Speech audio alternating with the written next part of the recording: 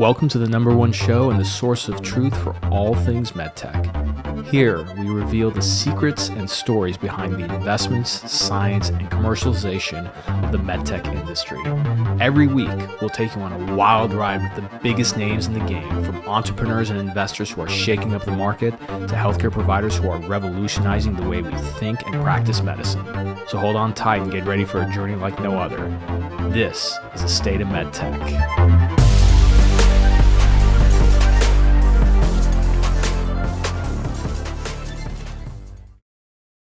Hey everybody, welcome back to the show. So we got another great medical sales guest. You know him as the one and only, the original box opener on LinkedIn. That's Kevin Brown. He's also the podcast host of a great show called Device Nation. Be sure to go and check it out. And he's our guest today. So what do we cover? Well, Kevin is somebody who I always enjoyed his posts on LinkedIn, specifically his iconic posts called Stupid Rep Tricks. And Stupid Rep Tricks are just like really fantastic little hacks about rep life, things that just make your job easier in the OR, outside of the OR. I really love it a lot. We have a fantastic conversation just about, the evolution of medical sales. We talk about how he started Device Nation, and more so, we talk about the future of our industry, as it relates to med rep life and what that's going to look like with all these changes within the market. Now, before we get into the show, I have one question to ask you. Have any of you ever said, man, I crushed it this quarter because of Salesforce? Of course not. Nobody ever said that, because we all spent a lot of money on Salesforce thinking it would do a certain thing, and in fact, it didn't. It's just a huge administrative burden. Like, it's a royal pain because it keeps you from selling. Well, that's why I partnered up with a company called Clary. Clary is a company that is focusing on creating a new category around revenue collaboration and governance. And what does that mean? Well, as you ascend the medical sales ladder, right, to get into leadership roles and management, which is in reality where you get more responsibility and get paid more, right?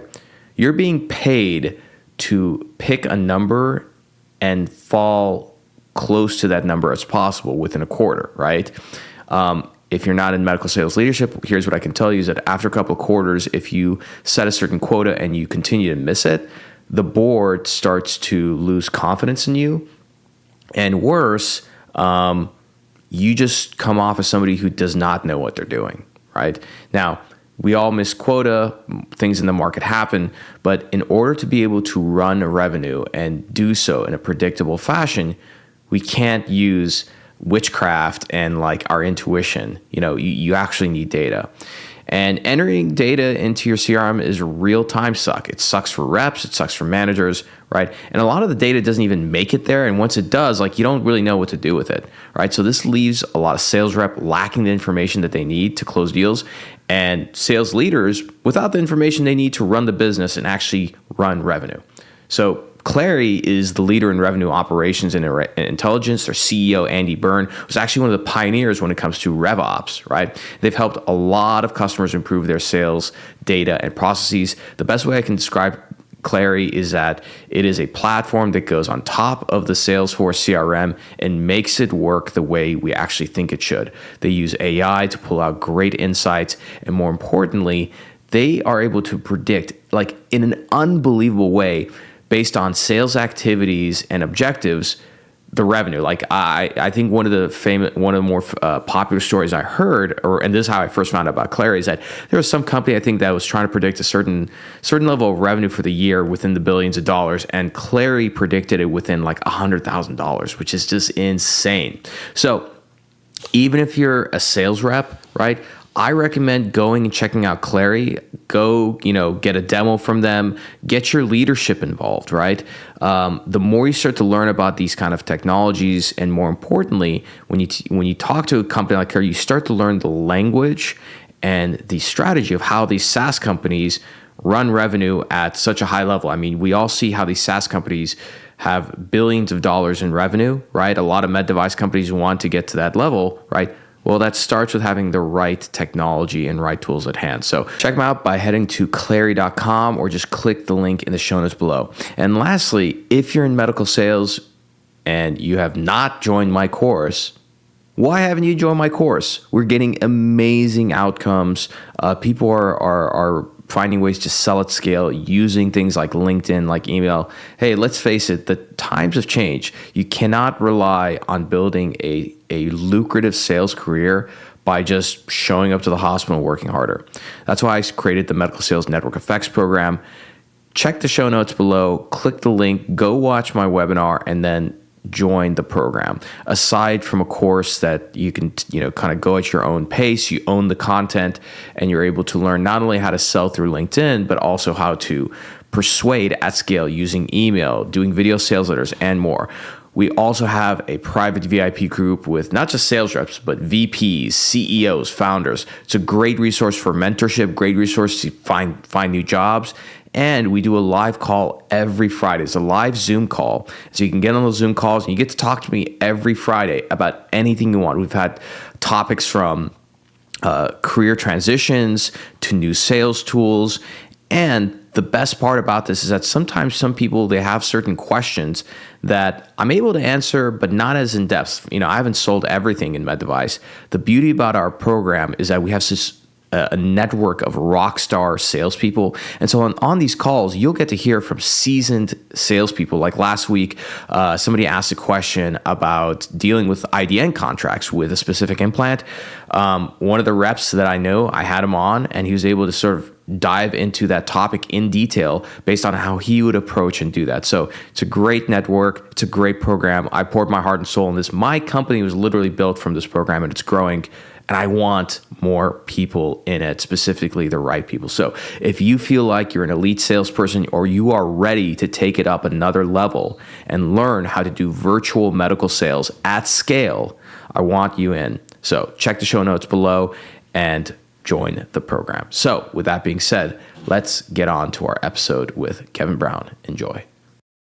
Welcome back, State of MedTech listeners. I'm your host and head of state, Omar M. Khateeb, and I'm very happy and I'm honored to have the one, the only, the notorious Kevin Brown on the show from Device Nation, also known as everyone's favorite box opener, also known as the content creator behind one of my favorite feeds to follow on LinkedIn, which is Stupid Rep Tricks. We're gonna cover that and a lot of really amazing things, because you know what? There's not a lot of people we can talk shop with when it comes to like our history as medical device sales leaders, and more importantly, where we're going. So Kevin, thank you for coming on the show. How are you doing? It's an honor to be here, Omar. You're doing amazing things, and I appreciate that intro, although I would have lowered expectations a little bit and then hopefully allow me to exceed them along the way. Man, I gotta say, you really are from the South. Very, very humble. I appreciate that, being a guy from Texas. But I was gonna say, you know what would have made that intro even better if we had you like do a solo, a guitar solo. Yes. While we're you know what? That's what we do next time, because you're gonna be back on the show. I can tell you that. So, Kevin, before we cover, there's a lot of topics we got to cover. Some interesting ones, some provocative ones. But, I kind of want to hear a little bit about your background, about like your path as a medical device sales rep. How did you get in the industry, and then how'd you get to where you are today? Sure. I did door-to-door book sales out of college, realized I really loved it, that interaction with people. It could be challenging some days. You'd be on your sales box crying on the side of a road somewhere some days. But at the end of the day, I just absolutely loved it. It wasn't that long afterwards that I got invited to something at church, and a guy that was doing a mime was in the bathroom. I talked to him about as much as anybody would talk to a mime in a public restroom, and thought nothing of it. And a few weeks later, he reached out to my friend and said, "Hey, our company's looking for a rep and just wanted to connect you." So went along that path. The company was DePuy. I'd never heard of this industry. I didn't know a joint replacement from anything. And that led me along the path to a job opportunity interview with Zimmer, another player in that field at the time, and that was 1992. Absolutely fell in love with the industry and worked for Zimmer for the majority of those years. Absolutely loved my time with them. Learned a lot about how to navigate this industry from my time there. Nothing but positive. I've been in the industry for about 12 years. You've been in the industry longer, and our roles as medical sales reps have changed quite a lot. One book I was going to bring up that Patrick Jamnick actually recommended on LinkedIn is The Salesman Surgeon, which talks about, I think this was hard to get. Like, it's no longer being published. I had to like bid for it on eBay. I finally got it. It was written in 1978. So a lot has changed. How have you seen, at least from your perspective, how has the role of the device rep changed, just like, let's say, in the last 10 years? So number one, that guy ruined it for everybody, because when I started, I actually got to scrub in on some cases here and there. But as word got around of his exploits and what he did, a real interesting backstory to that book. But and for context for everybody, the main premise of this book was that this guy was pretty much saying how when he would go to hospitals, the surgeons in hospitals would demand that he scrub in and do that part of the case. So he essentially was doing surgery. Correct. And I believe the punchline to it all was that something was going sideways in the OR. They called him in to the case. They got it all resolved. And at the end of the day, when the patient found out about it, they sued the surgeon, because their thought process was like, why did you need this guy to come in and do the case? And then that's when policies and procedures landed on top of everybody's head. So interesting book, and interesting time in history. And yes, Omar, it has changed so much over the years. When I first started this industry 30 years ago, the entrepreneur, small business minded representative was the name of the game. There wasn't any large teams. You got thrown out there and you had to create it one way or the other. A lot more focus on sales, that aspect of it, whereas now that's transitioned a little bit. Our relationships with the hospital was different then. Everything was just a little easier to manage. Administratively, things have gotten more challenging over the years, but I'm not one of those guys like that Bruce Springsteen song, sitting around telling boring stories of glory days. It was a good time, but everything changes, right? And the industry has actually brought us more opportunity as years have gone by. So I don't look back and go, I just wish it was like 1995 again. I don't. I think this is just as an exciting time. It's just, you got to look for it. Yeah, I totally agree. And I mean, I remember in the days, my father was a surgeon. I went off to medical school. I was the smartest person in my class because I dropped out halfway through. So I always tell people that part. But, I remember the days when like I used to just show up to the hospital, walk in, there's no security, no nothing. I would literally just go back to where the operating room is and be like, hey, you mind if I, I'm going to go ahead and just scrub in and hang out and shadow my dad. Like, yeah, sure, go ahead, go for it. Or I'd walk in, I'd pop my head into a room with like, hey, Dr. So-and-so, I'm Dr. Khateeb's son. I'm actually interested in going to surgery. Like, do you mind if I like hang out and, catch some cases with you today? Yeah, sure, no problem. But now, yeah, those days are long gone. I think, in my opinion, obviously the game has changed. But if anything, I think the game has changed so that the people who are really great, who put in the hard work, they separate themselves further from the herd. And you can't just get by these days. Having a good relationship with the surgeon. I think that's still, by the way, a very important part of it. I think I see, there's people who never carried the bag, who have all these ridiculous predictions. Like, reps will be gone from the operating room in like 5 years. I've heard that prediction for like the last 10 years. Like every year, right. It's like somebody from a private equity firm. That's one. The other one is that relationship selling is dead. I don't think it's dead. I think it's evolved. What's your take on that? I never liked the term relationship selling. Remind me to go back to the herd, because I want to talk about that for just a second. But how come you don't like the term relationship selling? Because I feel like it has built into it an inherent, I'm in this relationship and I'm going to leverage that to sell you something. Yeah. And I don't like that. I'm with you. I think I don't think that you can have to have a relationship with someone means necessarily that I'm not in this to get something from you, right? I'm here to serve you. That's the purest form of a relationship. So I think it gets contaminated a little bit when you throw those two words together. Now, look, I'm not an idiot. We utilize these relationships for access to show things. And I mean, that's just the way it is, right? But I never want to have that relationship and make that person feel like I'm being nice to you, I'm doing this, I'm doing that relationally, because at the end of the day, I want something from you. That doesn't work with my wife.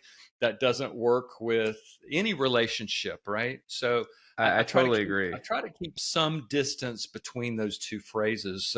You brought up something earlier about the rep showing him or herself distant from the herd, and we've talked about that on the show recently. That there is an interesting thing coming forth through all these changes over the years, and I've identified 3 rep types that kind of jump out at me when I talk to people in the field. The undertaker rep, and that's the rep that basically complains about all the changes and tries to bring everybody along with him or her. And then we've got the caretaker rep, and they remind me of the horse and Animal Farm boxer when he said, "I will work harder," right? That's their answer for everything. If ASP is going down, if the hospital wants them to renegotiate that 5-year contract for the 4th time this year, they just think that working harder is going to get them out of it, and they just keep their head down and grind themselves.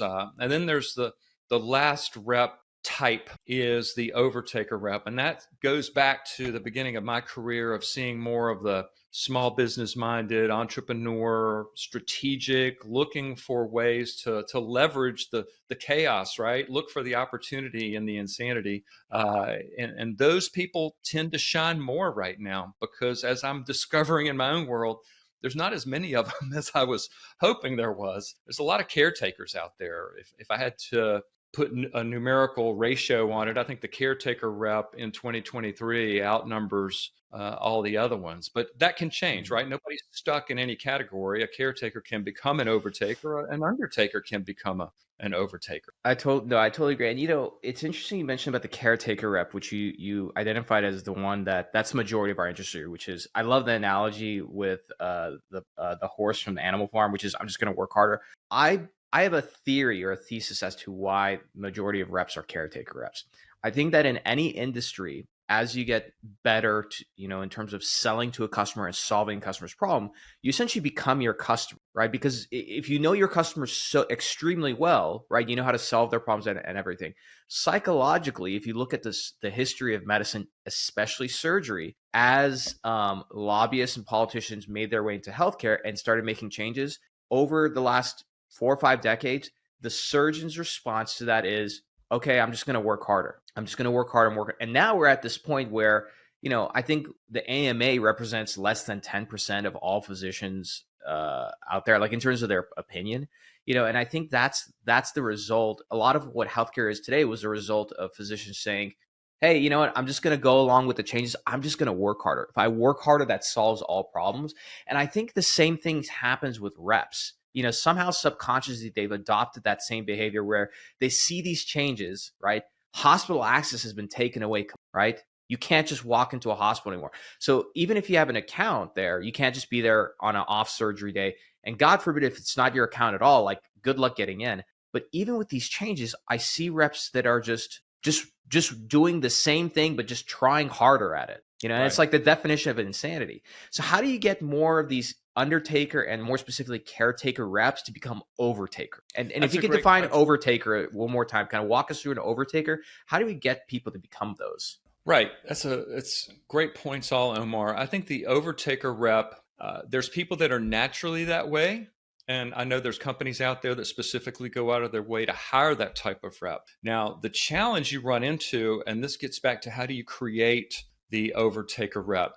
Too many constructs in companies are amenable to caretaker reps. Now, there's companies out there that honestly want caretaker reps. They've looked at their brand and they believe, maybe rightfully so, that their brand supersedes local representation. And if we have turnover, it doesn't matter. There's a long line of people that will continue to come in and cover this product, and the surgeons will not switch companies no matter what happens. So there's that. But if it's not that situation and the company is looking for top line growth, you can inadvertently create the situation where the overtaker rep is being set up for frustration because they come in and let's say the team, and I'm going to exaggerate just for effect, right? But let's say your team has 100 people on it. So any incremental gains that you make, the dilution in income is significant. And if it's a metal and plastic add to the bottom line, then that's going to require coverage. So you get into this scenario where you have growth for growth's sake, but nobody really gets anywhere, right? And then on top of that, if you have a team dynamic where there really isn't a career track for that young Generation Z person coming along, that, if I hit these metrics, if I do this, if I do that, then I can get to this point, at least a target, something to aim for. And I think it's really easy to not put those things in place. So we're creating a model that's inadvertently for a caretaker, right? You can create the undertaker when you let them enjoy the fruit of that extra hard work they did, and it shows up in their mailbox, their ability to buy their kid a new car or put them through the school they wanted to put them through. There's got to be a quid pro quo in there somewhere. Mm-hmm. Otherwise, you can get salary-itis. And I've talked to surgeons about this, the difference between private practice and ones that work in academia. Not everybody's like that, but it's subtle. And if you feel like you're in a scenario where no matter what you do, you're going to be making the same amount 5 years from now as you are now, then that caretaker rep mindset can easily just become your thing, right? Why do you think salary-itis is a bad thing? What's that? Why do you think salary-itis is a bad thing? It's not a bad thing. And thank you for reminding me to actually say something about that. There's a lot of people that are wired to do just that. And that's okay. I don't want to ever come across as like the overtaker rep is here and that person who's an excellent case coverage person, and that's all they want to do. They want to make sure everything goes smoothly and be that caretaker. They're not down here. It's just a wiring, right? I talked to a gentleman. Do you feel like the sales model in our industry has to evolve to some extent? Because I've seen, and I'm gonna pull him up. I forgot his name. Chief Commercial Officer over at CMR Surgical, which is a robotics company out of the UK, talked about how this model of like President's Club and sales awards and everything is like really outdated. And their thing is like, we give all our salespeople a high salary, and then they're bonused based on performance and customer success. And then their customers get to vote who they think the best rep is. And, there's a part of me where I don't know if that model will completely work here in the US because it's a different market. But I wonder if it's time for the industry to have a model where reps are salaried a little bit higher instead of commission. Maybe it's bonus, and there's a lot of focus on customer success. It's either that, or there's a separation where you say, hey, there are overtaker reps, which are going to be mainly like commission based, less salary. And then there's going to be caretaker reps who maybe are more focused on case coverage. But I don't know if I have a right answer to that. What do you think? I think you nailed it, because I've been pondering this a lot. What's the mix? Because Generation Z has turned everything on its head, right? They don't work for the same reason that I work, right? My grandparents worked because they had to work, and my parents in front of them worked because they wanted to provide a better standard of living for their children, which would have been me. And that was their why. And this generation isn't working because they have to work, and they're not working to provide a better standard of living for their children. They're working for the experience of it all, right? So that changes how we compensate. That changes how we reward. The old way of, how many diamonds are in your ring, and, here's a fancy bonus car or a lease on a BMW because you are the president. I mean, we could go on and on and on, right? That's 1990s thinking. So you're right. I think that there is coming forth that two-lane highway, to your point, that you have people, because the caretaker is such a valuable role, that you have them in the hospital, making sure everything's managed and everything goes off without a hitch. But then, like, you go to a car dealer and they say, I need to go bring my manager in. They always do that when they're trying to get you over the hump there at the end. That maybe that model in our world makes some sense, that you have people that come in that do the presentations for the new products and that have more of a sales mindset, right? So you're not asking one rep to be everything. That makes sense to me. Yeah, and there's a part of me, because I spend time in the SaaS and software industry. So my issue What the SaaS industry does a very good job at is, because SaaS was built literally by engineers, their sales processes follow an engineering and systems approach, which is everything's compartmentalized. Everything's very process oriented. So you have like an SDR, BDR who does the outbound, call setting, prospecting, everything. You have the AE or account executive who starts working the deal. They'll also bring in a sales engineer for the demo, which is an engineer that the salespeople Right. use. And then you might even have somebody who's separate for closing, right? So while that's very compartmentalized, the thing that I joke with the SaaS people, I'm like, man, you guys are really spoiled. Like, I don't know if any of you guys know how to sell end to end, versus in our industry, my honest belief, and I debate this with a lot of people, you cannot find a more difficult sales job than medical sales, because aside from the fact that you own the whole process, number one. Number two, it is very difficult, even prior to hospital access, it was very difficult to get in and sell to a surgeon.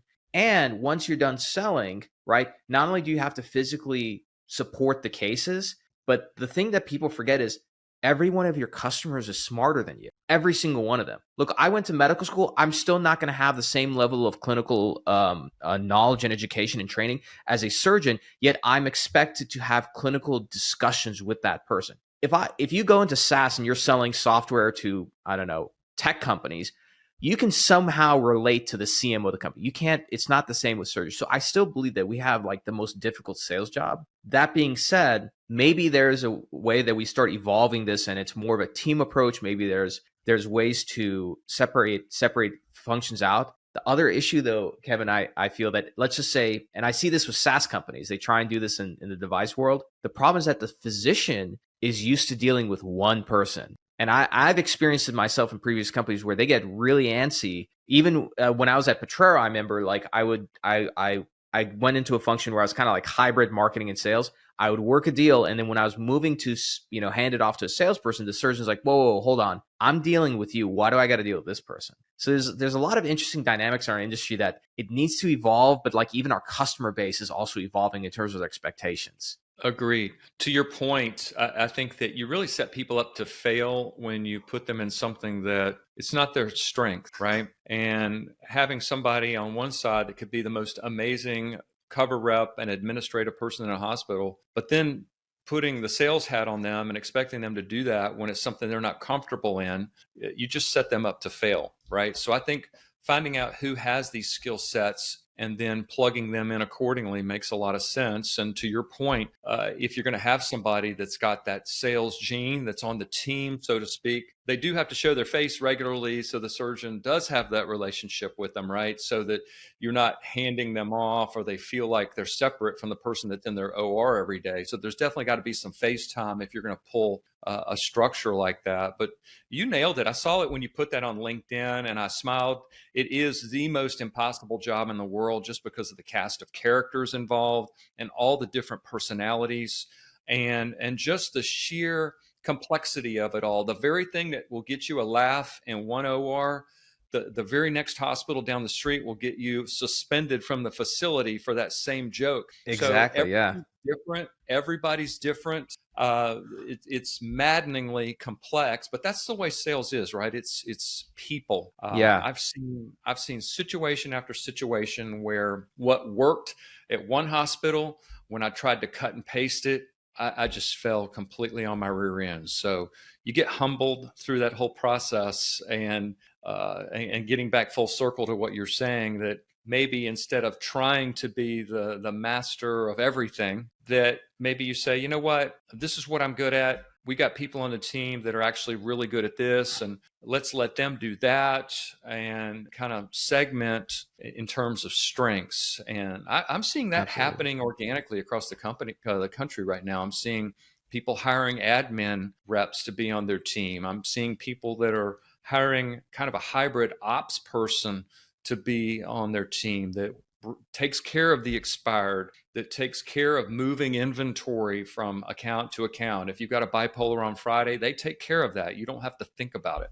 Mm-hmm. Let people operate within their strength. Well, it's funny. And again, like for me, my filter on a lot of things is psychology. And it's interesting because like on one side you have medical sales, which as we just discussed is one of the most difficult sales jobs that's out there, very complex, etc. Right? And so if you're successful at it, like, you should be proud of that.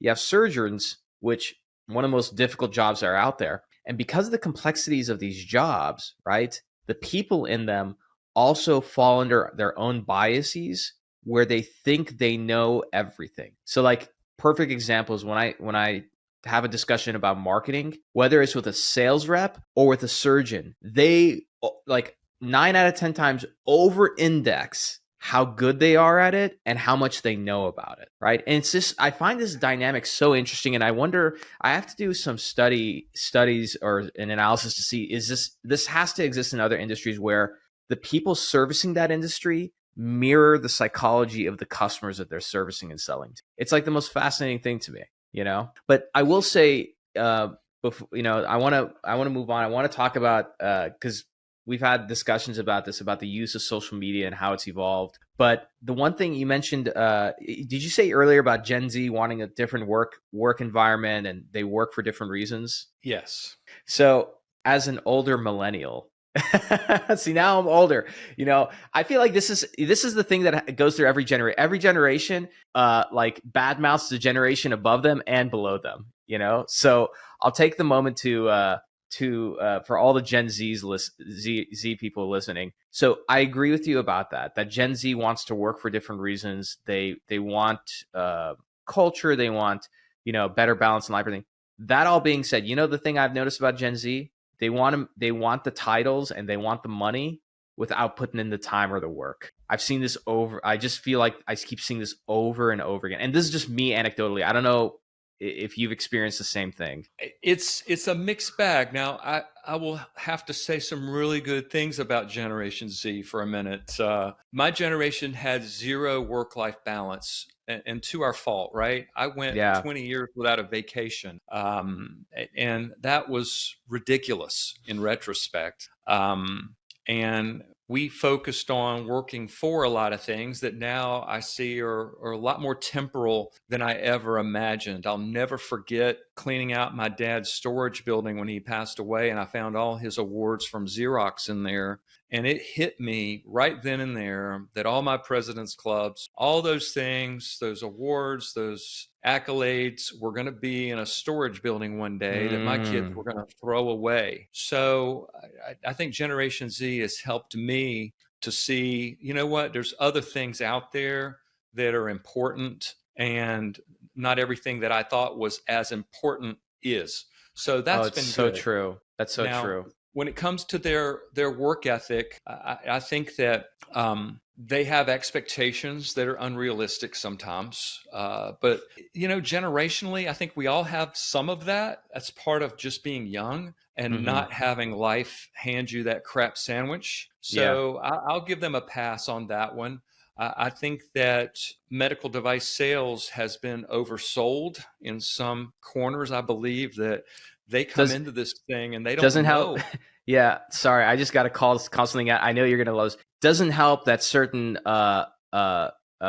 let's call how do I say this without getting sued? It doesn't help that certain institutions decide to run ads promoting $177,000 entry salary. That doesn't help. That doesn't help. Which, for anybody who's listening to this, nobody starts in this industry at 177K. Nobody. It just that thing really, you know what I'm talking about, right? I hired one. So I understand that. And I think that the onus is back on us, the people that are hiring young people today. I think we're doing them a disservice if we don't fully communicate. I love that proverb, before you build a house, does not one sit down and consider the cost first? If you're going to get married, you need to know this is what's coming, right? The honeymoon's going to be over, and then comes the heavy lifting of living alongside someone else. And I feel like this industry is the same way. We're not helping any of these young people out if we don't have that. Don't give them a beautiful lie, but the ugly truth that for the first 5 years, it's going to be tough. You're going to work hard. You're not going to make a lot of money. But this is what can happen once you really get your arms around this subject, and that you are a partner in the OR and not just a peddler. that really some amazing things can come your way if you can just wait for it and be patient in that process. And along the way, you're going to do a lot of things for free. You're going to go cover a wrist plate that's an hour and a half away and not make a dime from it. Just expect that and know that that's part of the initiation to this industry. And I think a lot of young people have not received that talk, and it's to our harm that we don't do that, right? Because we don't want to run them off. We don't want to throw this stuff out there and then they're like, oh, I don't want to do that job. But I think that it's worse to not have this conversation to our new hires before they ever sign the line. And then we've invested time and money into them, and in 2 years they're gone. And we're starting to see more and more of that in our industry. I dedicated a whole series to it about the retention problems that we're having in an industry that historically nobody ever left. When I first started this business, I would go to regional meetings and most of the reps in the room had been there 5, 10, 15, 20, 25 years. We're just not seeing that anymore. So we got to look in the mirror and go, okay, what's going on? Why is this happening? And is there anything that we're doing, anything that we're not doing that we could change to try to move that needle a little? Yeah, absolutely. And, it's funny you mention that. I mean, that's part of the reason why I started this show. For me, I think, your history as an industry is very, very important. Like in medicine, they're very big on their history, on their surgical histories, whatever specialty it might be. And for me, I remember over a year ago, I had launched other podcasts and everything. And I was like, why isn't there more med tech podcasts? Why is it that some reps have to wait and hope that they get to be picked to go to the annual conference, and then while they're at the annual conference, maybe they're lucky enough to get close to the VP of sales or the CEO after hours or something, and then be able to listen for 5 minutes to a really compelling story that story might change their life, at least from their career standpoint, right? And so I think that's why, again, I wanted to have you on the show. And I think having these conversations are so important so that as an industry, we kind of talk about the reality of things and say, here's where we are as an industry today, and then here's where we could potentially go. But it doesn't happen unless you have those conversations, And I think there's a lot of frustration with reps because people don't have those hard conversations, Right. They just kind of assume, So let's talk about a topic that I think a lot of people I don't know about you, I get a lot of messages to cover more of this topic, which is not only social media in this industry, but kind of like the history of it. And so I'll let you kind of kick off, just because you're my senior, so you've experienced it a little bit longer than me, but I'd love to kind of talk about how things started and where they're going, But what's been your experience in terms of social media? On the social media side? Okay. So very interesting topic, which kind of led into the formation of Device Nation. I've been on Twitter, I've been on Facebook, Instagram makes no sense to me. Everybody finds their own social media channel that they just feel comfortable with, right? Yeah, And totally. And LinkedIn, and there's nothing worse than not being comfortable with the medium and then putting content on it because it's so painfully obvious. So true. That's so true. LinkedIn was kind of my comfort zone. I felt good about it, and it was, to your point, I mean, you just nailed it. So many reps now are not going to be put in those situations where they can absorb content that could really inspire them, right? And I felt like LinkedIn was actually a conduit for that. It let them hear from surgeons. It let them hear from fellow reps. As a guitar player, I'm a collection of riffs that I've stolen from other people, right? It's a file cabinet of scraps of paper. And, I like that thing that David Gilmour does, or Neil Schoen from Journey. He does this little thing, and I love that. And it all gets put in the repertoire, right? And what can easily happen in this industry is that the reps are back at home, they're covering cases, they're cleaning trays, they're moving inventory from here to there, and they really miss out on that opportunity to capture those riffs, those little scraps of paper to put in their file cabinet. So LinkedIn was, to me, that opportunity. I could connect not only with reps across the country and learn from them. What are they doing that works? Maybe they say something a certain way, and I go, wow, I like that. I'm going to say it that way. And then connecting with surgeons, putting up x-rays. This is what I did in this situation. This is what I did here, I did there. It was like a national sales meeting on steroids. So I began sharing, I started thinking about that whole process. What are things that I've learned the hard way along my journey that if I had to talk to my younger me, that I wish somebody had shared with me? And that's how Stupid Rep Tricks was born on LinkedIn. What's one of my favorite things, I really mean that. I consume a lot of content across a lot of different channels. Stupid Rep Tricks is like one of my favorite ones, and I think it's so well done. I really mean that. I really do. Well, I appreciate that, Omar. That's an honor to hear you say that. I will tell you this. This is the story behind the story. What really inspired me to do it was not only my teacher that's trapped in a rep's body, and Zimmer really afforded me an opportunity to develop that, and just my love for helping other people understand some of these concepts and some of the things that we've all learned doing this business. But I had a rep reach out to me from the West Coast, and she had a question that was somewhat technical, but it wasn't that hard. And I walked her through it, and she was on a team. And I had to ask her at the end of the conversation, I mean, why didn't you go to your team lead or the other veterans on your team about this? And she said, I can't, because whenever I ask them anything, they make me feel like an idiot, and they can't believe I don't know this. And they literally created an unsafe place for her to develop. So I started thinking about that and realized that toxic team dynamic is it's everywhere, not all the places, but it can be here, it can be there. So is there anything that I could do to create a safe place for people to learn? Nobody's going to, it's like Planet Fitness, a judgment-free zone. It doesn't matter that you've been doing it 5 years and you still don't understand gap balancing. That's okay, right? I'm more concerned when you don't ask questions. And if young reps get into any trouble in this industry, it's not asking the questions because their pride won't let them ask something that they feel like they're going to get a pushback, that they should have known it. And now they're setting themselves up for a real disaster in the OR because it's going to be found out at some point. I totally do. And again, I'm going to sound like a broken record. I got to bring back the psychology of mirroring our customers. In surgery, same thing, which is pimping residents, right?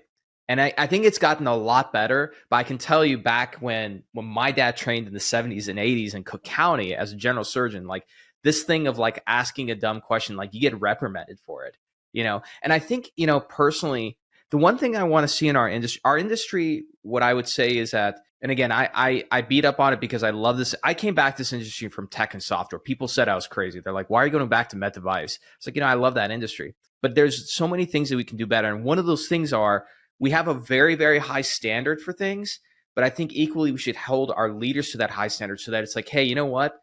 On this team, we expect you to work hard, to hold yourself to a high standard, to educate yourself. But if you don't know something, ask us. Like, we'll go out of our way to help you and coach you and teach you.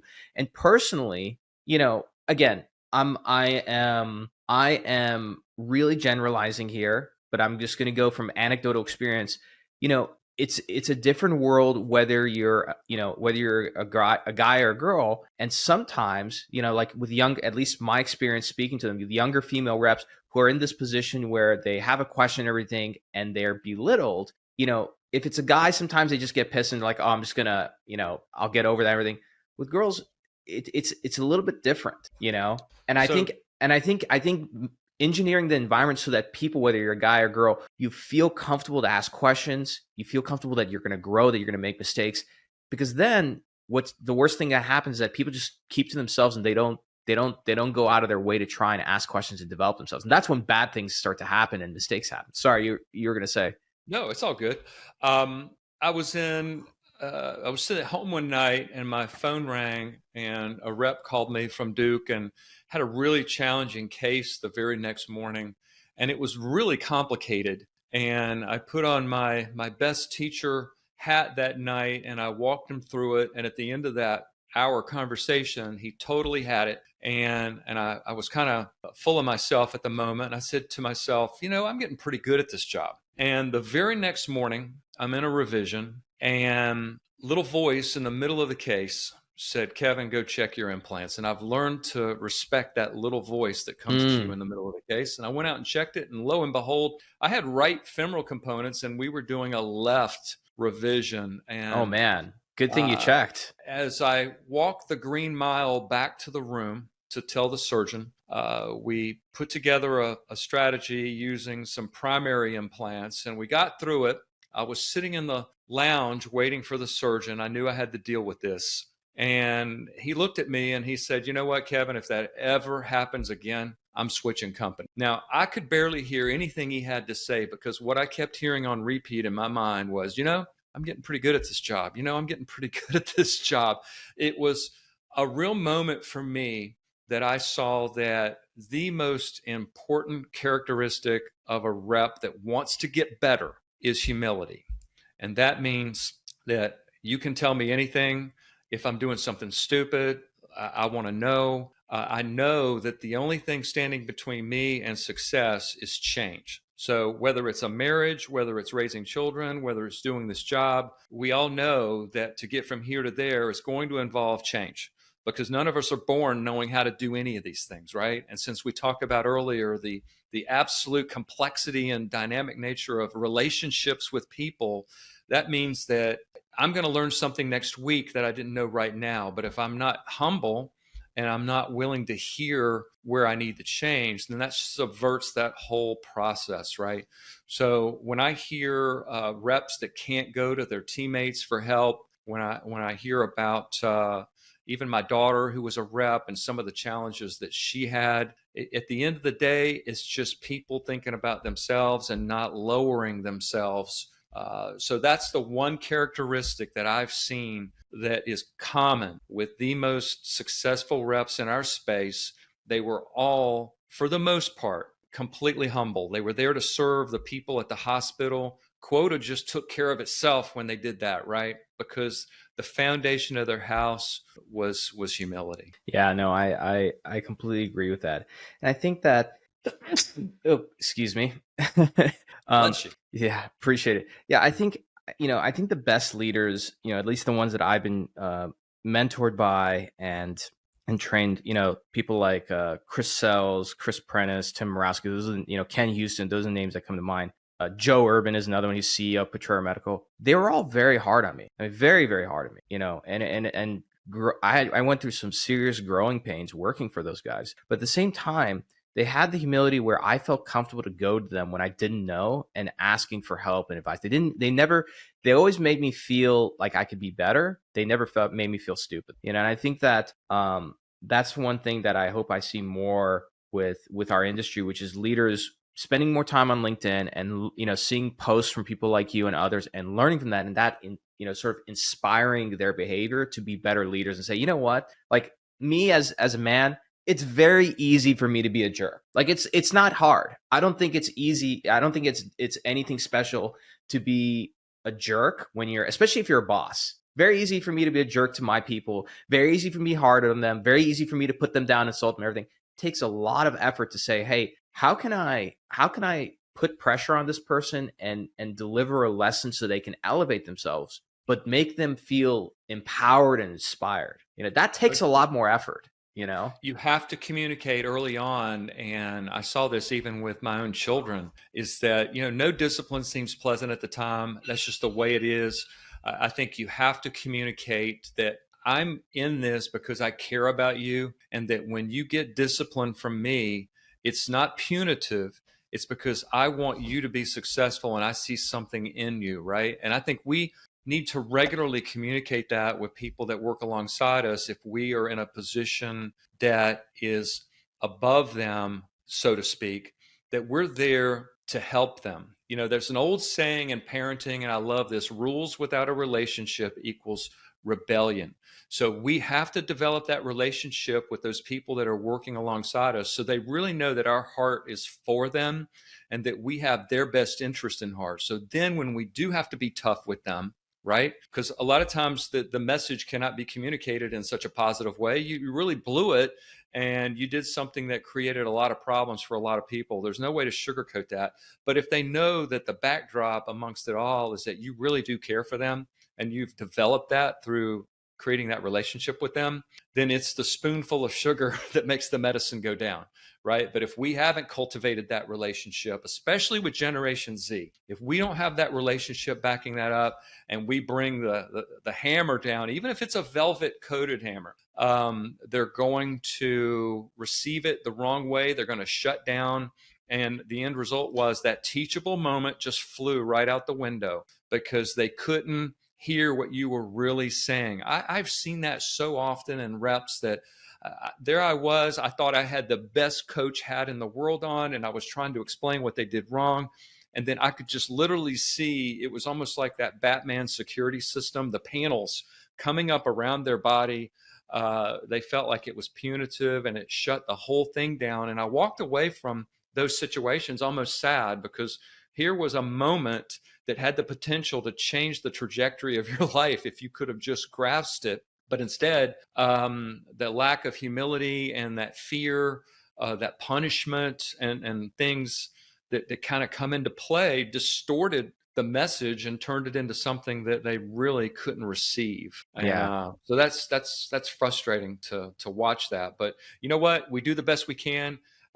We just need to make sure that we are doing what we can to develop those relationships so that when we do have to say the hard word, they understand that we really do care about them. Yeah, no, absolutely. And I think, again, this is why, there's something about this industry, because again, I've been in other industries. There's something about it, maybe because it's medicine, maybe like I don't see people in the software tech industry having the same embrace about like the culture and history of tech. Like that just doesn't really exist. There's something unique about our industry for this, and this, sort of this colloquialism, this mentorship. Like there's things there. Like, I mean, I'll throw another name out there. Like when you talk to guys like Jim Heath from Stryker, right, or Tony Recruper over at SI Bone. I mean, that just makes you want to be not just a better rep. It makes you like, I talk to those guys. I want to be a better father. I want to be a better husband, better friend, all these different things. And so I think that the more we amplify those kind of voices, those stories, that theme and culture as a whole, as an industry, we start to have more control and say, hey, as an industry, this is how we function.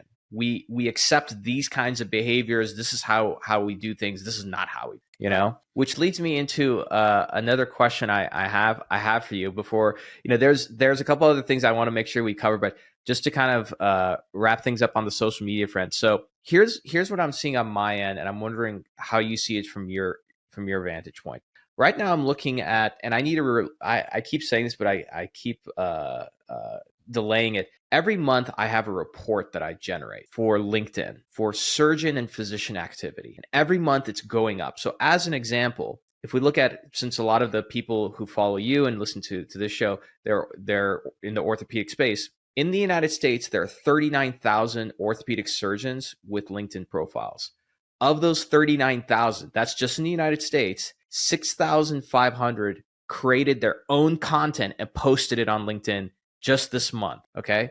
Which is about 7.6%. The reason why that's remarkable, okay, is that the Pareto principle, the 20-80 rule, exists for everything. The Pareto for LinkedIn as a whole, when you look at, I think, the 950 million users on LinkedIn, less than 1% of the users on LinkedIn create 99% of the content for everybody else. So orthopedic surgeons as a group have 7 times more content creators than all of LinkedIn in based on ratio.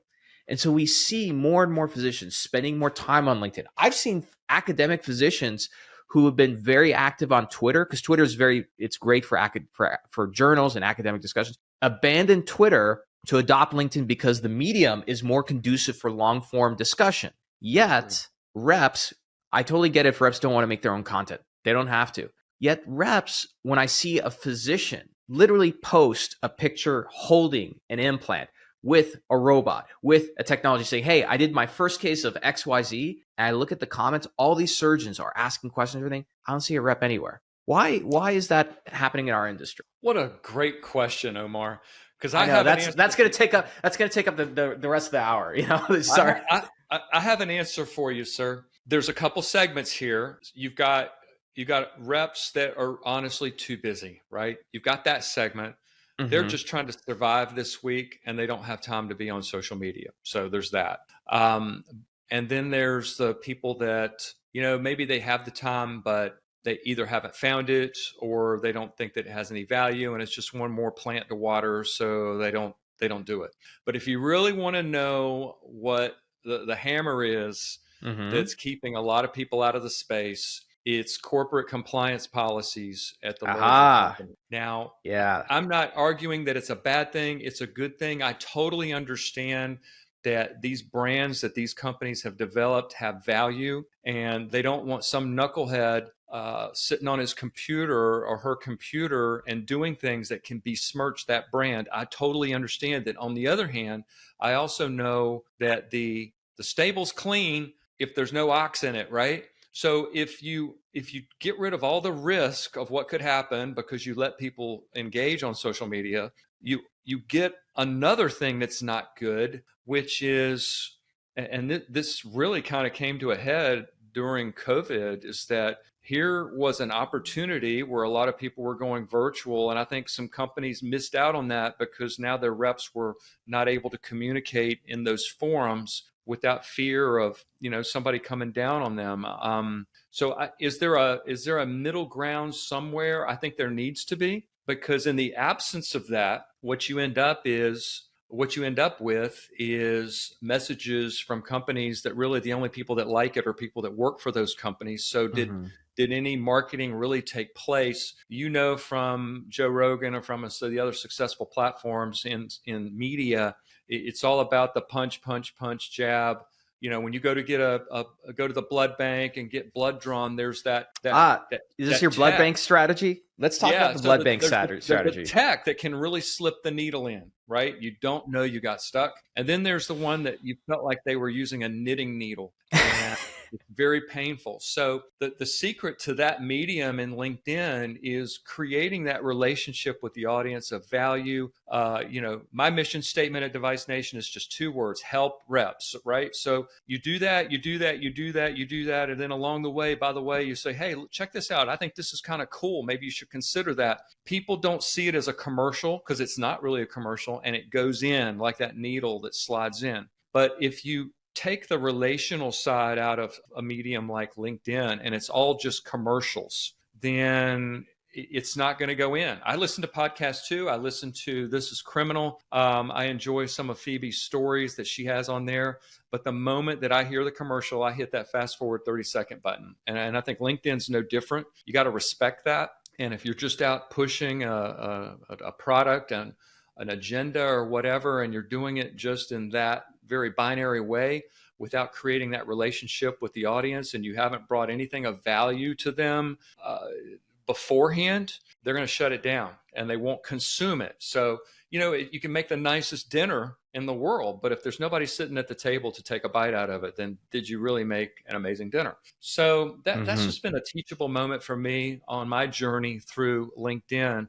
It's an amazing long format to have those discussions. I believe that there's a way to allow reps to engage on it and just not be stupid, right? I remember one company that was their social media strategy, their compliance policy, rather, for their sales force was don't be stupid. Yeah. And even then, you're going to have issues. I have personally, just because I feel bad for them, I've seen reps that have put stuff out there that I went, uh-oh, this person's going to get in trouble for that. And What's the most I've cringiest? What's the cringiest post you've ever seen a rep make? You don't have to mention the rep. Just mention what the post was. I'm going to get to one, but one that makes me cringe is I don't like cadaver specimens on LinkedIn. I think it's not respectful for the patient that donated that part of their body for. I agree. It's personal. It's a pet peeve of mine. So when I see people, I know they're excited. They're at a lab and they're seeing this exciting new product of theirs, and it's mounted on this tissue specimen. And it's gauche to me. I don't like that. But that's, again, not everybody has that same mindset. But that for me is a foul. But the other thing that I've seen some people do, that's you get way too personal, and they know the account you're talking about, they know the surgeon you're talking about, and things that's going to get them in a lot of trouble with the folks back home. I've seen that one, and I've also seen Like they were being critical of an account, or being critical of something that was going on to their account, that anybody looking at that's within 100 miles of that facility knew exactly what they were talking about. I pulled one rep aside that said something about his own company that I realized was way out of line. I direct messaged him and I said, look, I love you, brother. I'm here to help you. I don't want you to get in trouble. You probably may want to consider taking that post down before your company sees it. Unfortunately, the company saw it, and he got in some trouble over it. But I think that as we try to help each other, we can do some self-policing. Not policing is the wrong word, but just trying to watch each other's back, right? I want people to do that with me. If I post something and that maybe I didn't say it right, or it could have been the tone could have been misinterpreted. I've taken down so many posts after I gave it some thought, and somebody maybe gave me some feedback, or I gave myself feedback, right? That I thought, it's a privilege to have listeners. So you have to be very thoughtful about whatever comes out of your mouth, because just like in the real life with relationships, once you say it, it's forever, right? So we have to ponder that before we ever push that post button. Do I really want this following me around the rest of my life? So given that, is there anything maybe I should have changed in terms of how I said it, how I phrased it? One of the things that I've learned, Omar, and it's my strategy for podcasting, is that whenever I interview anybody, I have one goal, and it's to make them look good. I don't care if they use a product that competes with me directly. I don't care about anything. If they put in DePuy, then for that interview, DePuy is the absolute best implant in the world, whether it's Zimmer, Medacta, Stryker, whatever. It's all about making your guest look good. And I think that if we tackle social media from that same vantage point, is this post making somebody look good? You never get in trouble with that. Where you get in trouble is when you decide to throw a little shade one direction or the other, because maybe you're incited, maybe you're aggravated, maybe you're not having a good morning, and maybe that rep scrubs vending machine is just talking to you that particular day. I think if we try to keep it positive and just make that our mantra on social media, not only are we going to get more listeners, but we're also going to stay out of trouble. Yeah, I definitely agree. I think my hang up is that, so, I'm a startup guy for one. So a lot of the corporate compliance, like at least the companies I work with, they don't deal with that. But, I don't buy this thing about being too busy. I think people make themselves busy, because I've been in the OR and I've covered robotic cases. Like there's nothing more complicated or difficult than covering a robotic case. And after that part is done, you're hanging out in the room, people pull out their phones, they're checking email and everything. And so I feel like there's ways to incorporate that into your workflow to say, hey, you know what? The marketplace now is online. My customers are online. Maybe you don't need to post content. Maybe you don't even need to comment, but you know what? I better follow and turn on notifications for my customers so I know what's on their mind and what kind of cases they're interested in.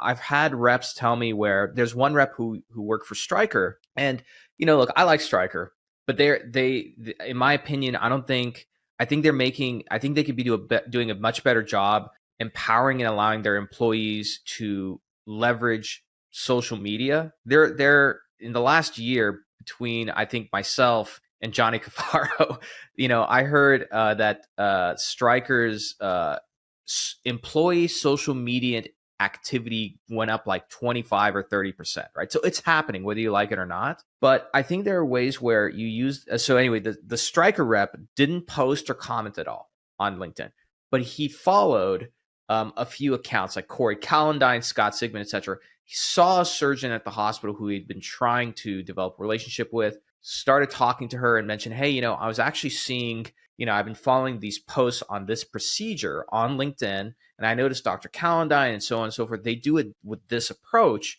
You do it this other way. Why is that? And she's like, oh yeah, actually, I follow those same accounts on LinkedIn. Nobody's really asked me that, actually. And he took that and said, yeah, you know what? Do you mind? Can I be in your next case? Do you want to try the product I have? And maybe you could try this separate board. And her response was like, yeah, absolutely. Let's talk about it. So I think there are ways to take what's happening in the digital world and bring it into the physical world to enhance and enrich the relationships you have. Otherwise, you just end up being that one rep that nobody likes, which is all you're doing is slinging and pitching products, sending emails like, hey, just circling back, just floating this up to the top of your inbox without providing any value, even at the very minimum, like some entertainment and education for the physician. So they say, hey, you know what? I like this person. I'd like to work with, that's my only thing. Well, to your point, I want to harken back to a story. I remember a distributorship in North Carolina, and the distributor was doing some things that we were all thinking, I wonder about that. And one of the reps that actually worked for that distributor said something that literally changed my life.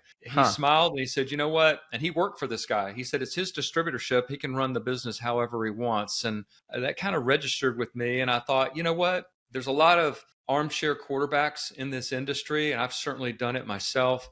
But at the end of the day, if the company I'm working for decides that you can't do anything on social media, then I have a choice to make. I can either humble myself and say, you know what, it's their company. They can do whatever they want. I'm just a box opener here. Or I can go venture somewhere else and do something else that affords me that opportunity to hear my voice. So the thing that I think the takeaway for me, though, that I learned just this week with a big win with the RepTrax people at my hospital was that, you know what, you can just be a caretaker and say, okay, that's the rules and that's the way it is. Or you can ask the question, like I asked the question this week. The OR staff has a TB standard that's completely different than the rep standard. And I phrased it in such a way that it didn't come across like I was a pissy rep or anything.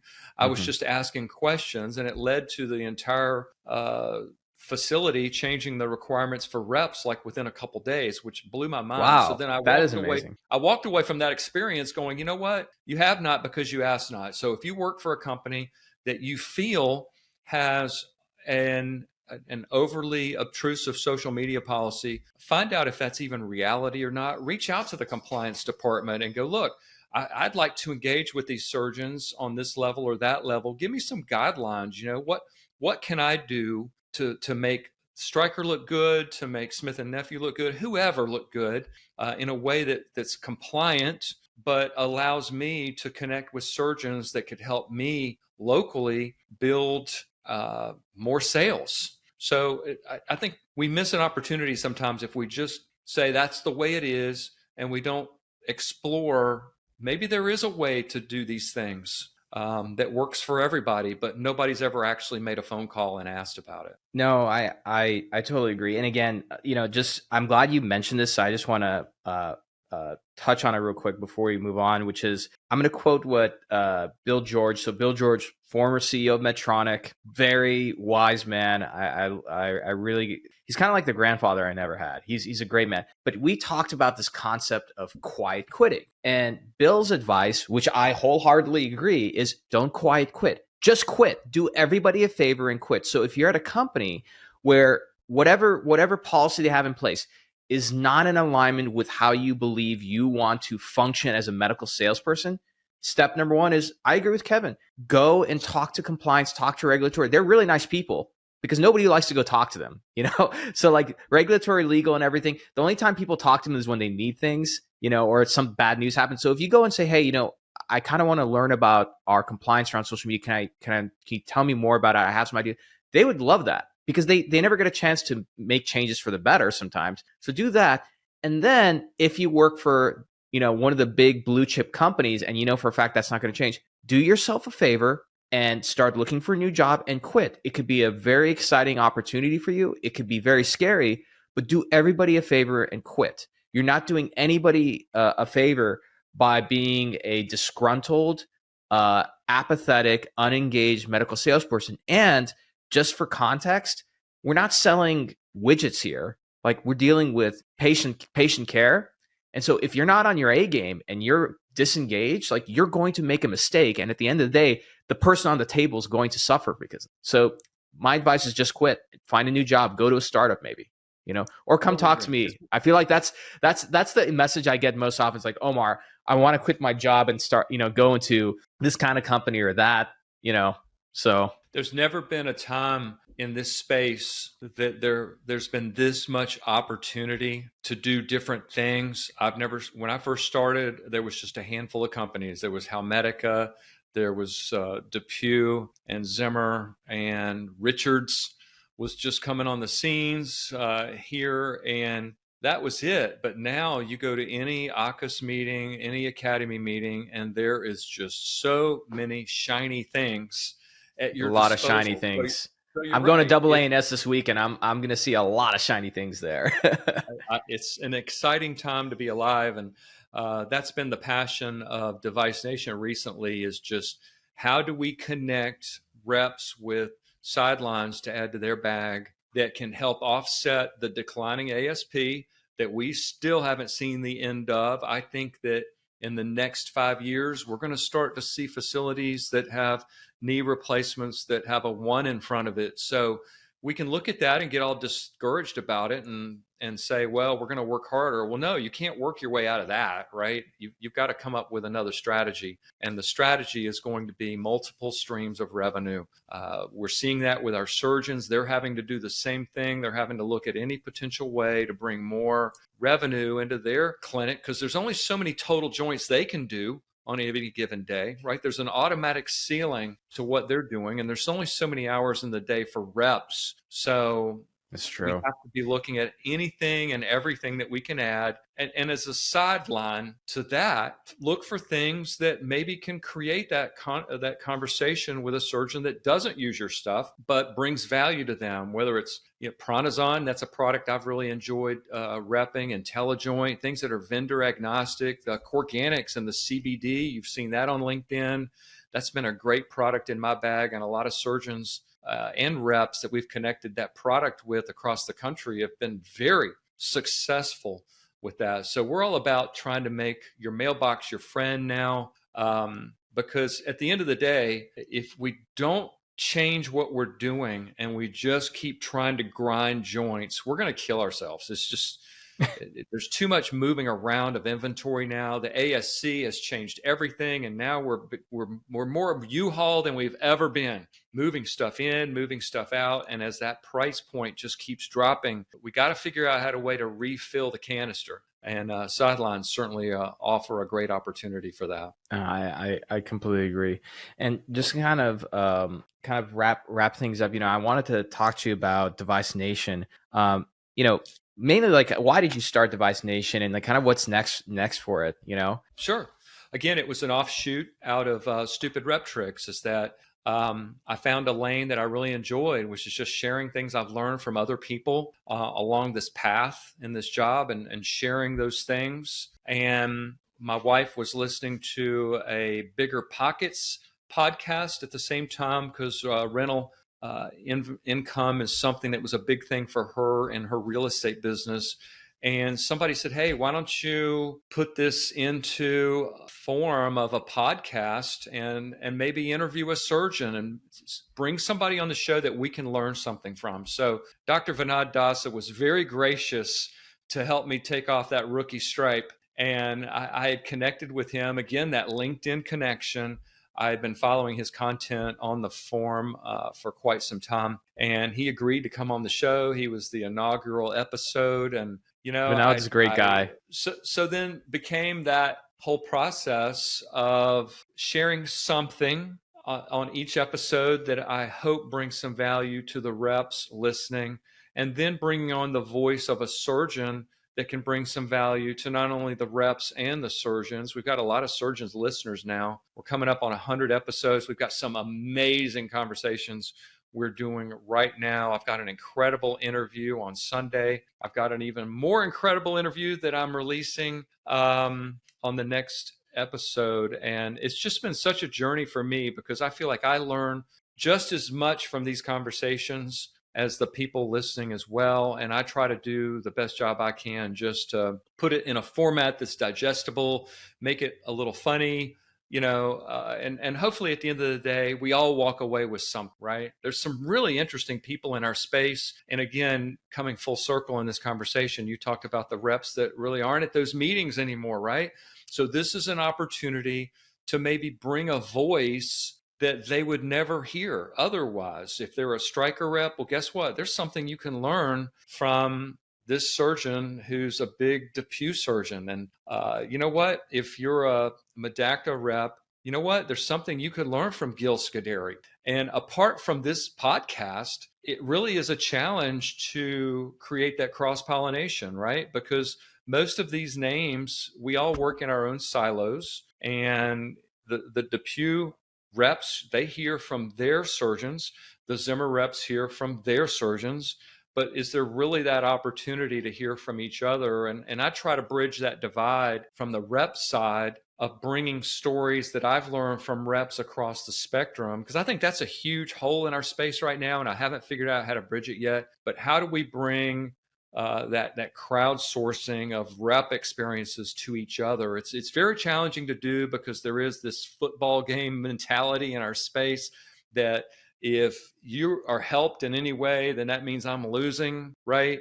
It's me against you, and not us working alongside each other towards a common goal, the patient. And I don't know. I'm not really that sports mindset in this job. Some of my best friends in this space work for other companies doing the same thing I'm doing. But I understand, that culture of, somebody's got to win, somebody's got to lose. It makes that crowdsourcing of rep experiences a little bit more challenging, but I think it can be done. Just trying to figure out the right the right forum for it. Yeah, no, I totally agree. So, on that note, like, I feel like there's this could be like a whole other podcast, but just kind of, at a high level, what do you feel like is next in terms of the future for our industry? And I think specifically like in medical sales, because I think, at least from my vantage point, everything got harder, everything got more difficult. But when there's these big shifts and changes from a macroeconomic standpoint in any market, those transition periods, there's some opportunity, there's windows of opportunity for people, if they're whoever's paying attention, to take advantage of it and then create something completely new and sort of redefine the model. But what are your thoughts? I had dinner with a gentleman who I'd consider to be a real mentor to me in this space, years of experience. And I asked him that same question. And he said something that was a little alarming at the time. I had some time to digest it. But he said, if you want to see the future of the U.S. market, look at the U.K. And I thought, oh, that's not good. Yeah, that's not good. I don't like that. I don't like that. So let me find another friend to talk to. What I think is going to happen over here, Omar, is I harken back to Speaker of the House, Tip O'Neill. He once said that all politics is local. And I think we're going to continue to see that across the country. The best situation for you as a rep may be one thing in Raleigh, North Carolina. It may be something completely different in Atlanta, Georgia. You know what? Your best fit in the world could be working for a large company in this town, or the best fit over in this town for you could be being an independent.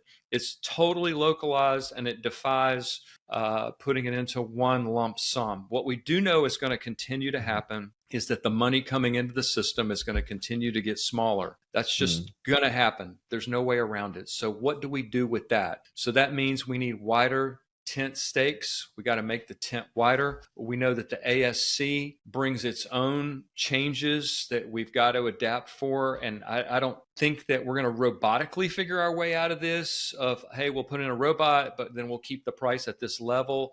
I think that worked for a while. I don't think it's going to work in phase 2 because, again, it's all about the profitability on a per case basis. What are you doing to help a facility accomplish that? And again, that's where we come back to the partner versus the peddler, right? It's going to be the cream out of the milk, the reps that can figure that out and really learn to make those relationships with the people that run the ASC and all the surgeons surrounding it, and try to identify ways to help save them money, to make it as profitable a procedure as possible. They're going to be there for the win.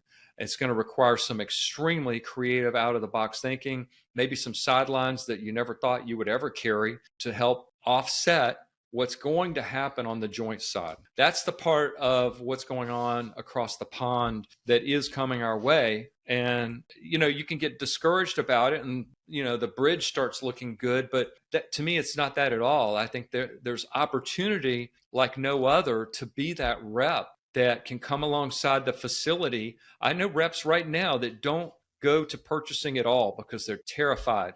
Mm-hmm. And they feel like they're putting a target on their back. And you just got to get over yourself and darken that doorway. Even though the last 20 times was horrible, of maybe reorienting the conversation, because it's going to happen when they pull you in, and you can either get in front of that wave or you can just do nothing and hope for the best. It's coming. Hospitals are struggling. I've learned this from some GPO work I've been doing of just how many hospitals in this country are in negative margins, and what is that going to imply for us. If you don't believe me, start reading Becker's CFO report. I read it every week. I want to It's a know great what's report. going on, the pulse of my hospital, so that when I go see my purchasing director, there's some empathy there, right? I know what's going on, and I know the challenges he's facing with the increased cost in blood, furniture, the electricity that's gone up at the hospital,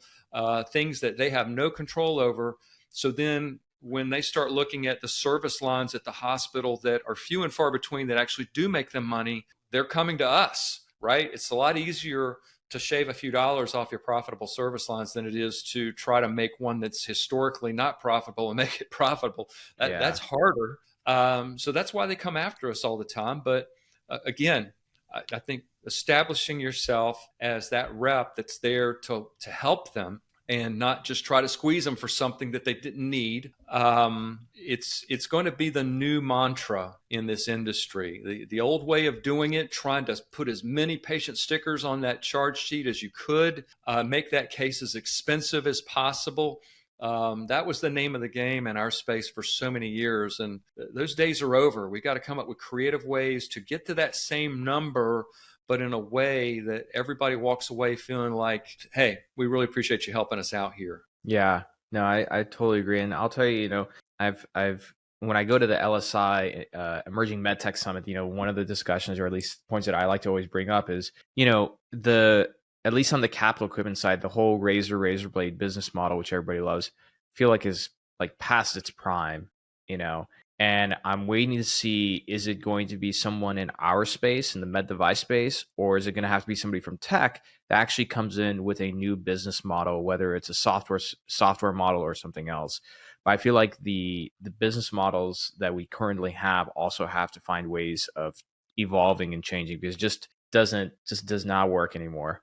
And I think what's interesting is it's really tough out there for both large companies and startups. But I see different models emerging. I mean, one of the more simpler ones is like I've seen more capital equipment companies where they're leasing the capital out, charging a specific amount for the implants.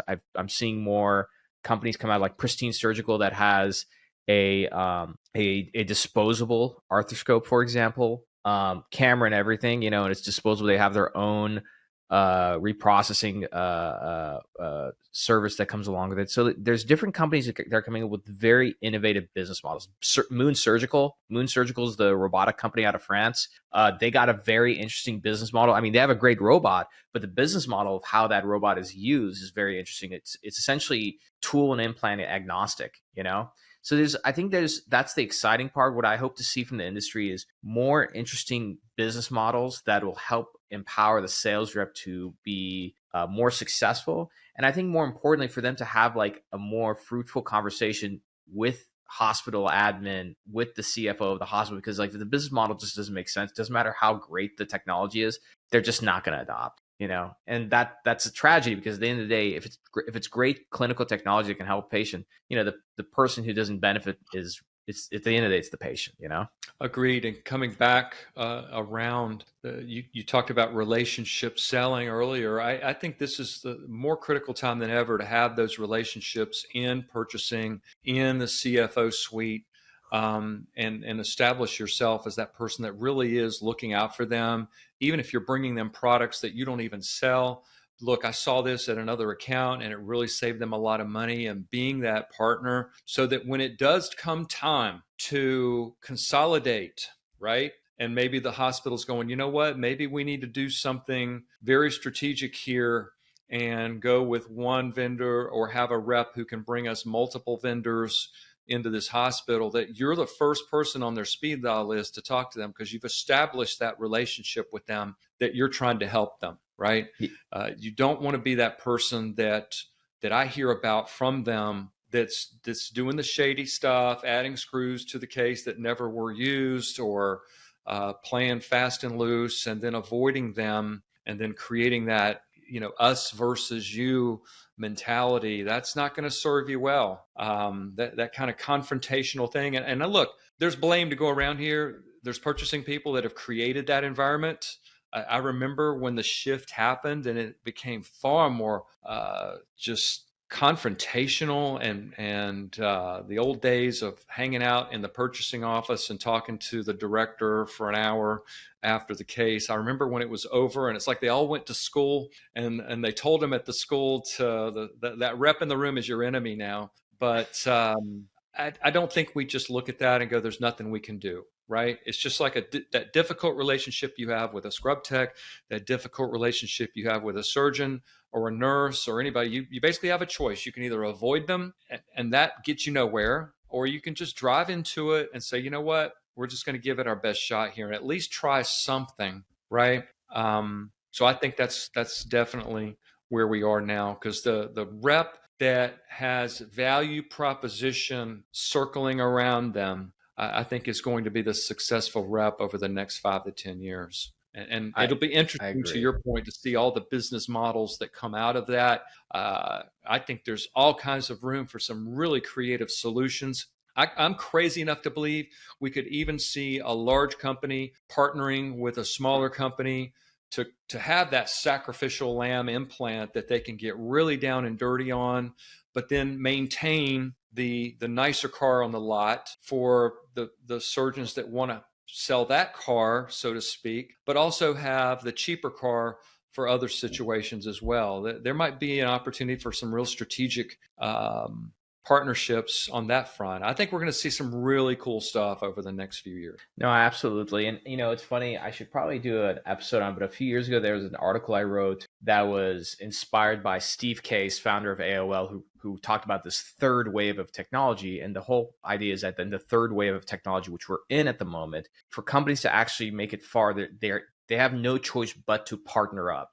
I don't think it's a coincidence that you see even the Amazons and Googles of the world partnering up with other companies to tackle certain issues, because it's just like that complicated today. There's a reason why Amazon acquired One Medical versus saying, oh, we're just going to do it on ourselves.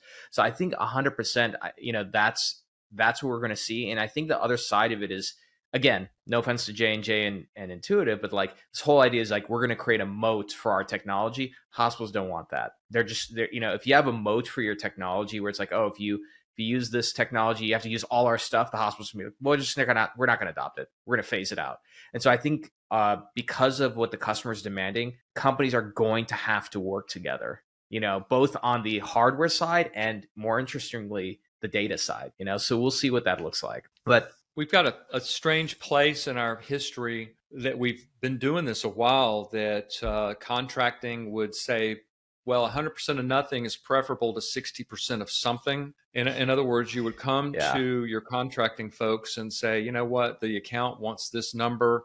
And they would say, no, we're not going to do it. And they would walk away from it thinking, we don't want this number to get out. And, this is going to affect our ASP. And, I'm not smart enough to know, maybe that's all completely legit. But I think we're entering a new phase where that mentality is not going to serve you well. I think that we need to sell as many razor blades as we can. And if it's 60% of something here, if it's 80% of something here, if it's 40% of something over here, figure it out, right? We just need as many revenue streams as possible within a company, right? No matter what that looks like, because every dollar you don't have is a dollar you've got to go find in a market that's very hard to shift, right? Ask any rep, how easy is it to go to a surgeon who's been using his implant, her implant for 20 years to say, hey, what about this? It's such a long curve. So if you're banking on trying to make it up in sales,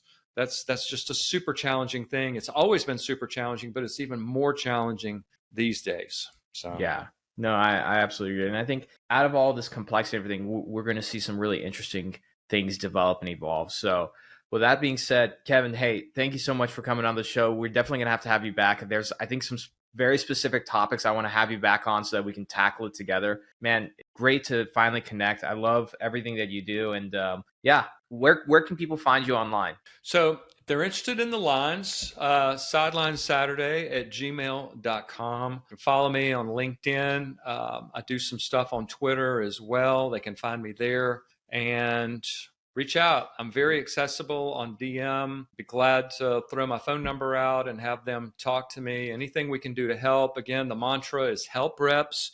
So whatever that looks like, if it's connecting reps with other opportunities or anything, I get reps that, I don't know why I've got this psychologist tag on my door, but I get reps that call me all the time that want to talk about the challenges that they're facing in their area. And you know what? Never turn those conversations down. Anything you can do to help somebody along the way. This is a challenging job when everything's going great.